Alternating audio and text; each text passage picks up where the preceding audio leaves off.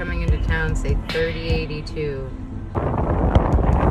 Driving into East Taggart today, there were probably 15 of these trucks. Some were placard 3082, some weren't placard at all. This truck on the right, I actually asked him what he was hauling and he told me water.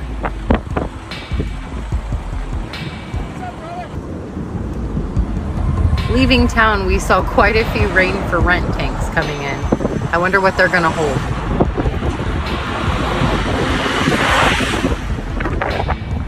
Now that trucker told her that it was full of water.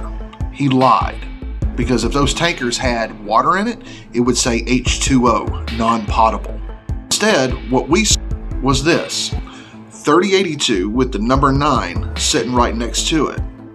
The 3082, that's nickel oxide. Not only is nickel oxide a carcinogen, which means it causes cancer, but it gets so much worse when you set it on fire, because what it does is it fills your lungs up with fluid.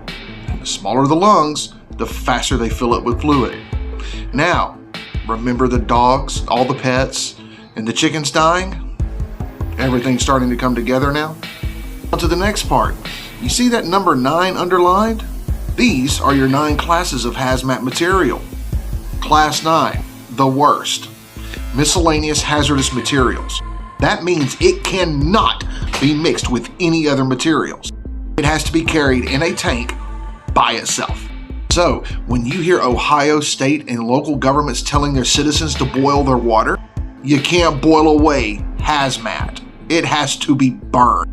It has to be put in an incinerator that burns it at over 4,000 degrees. It has to be burned so hot that the only thing that comes out is carbon. So let this show prove that the governor of Ohio is lying, the city council in East Palestine is lying, and Norfolk Southern is lying. Those 18-wheelers, there's your evidence. That's what's got them caught. If you live in East Palestine, Ohio, or anywhere near there, or anywhere near where the rivers and creeks drain to where you get your drinking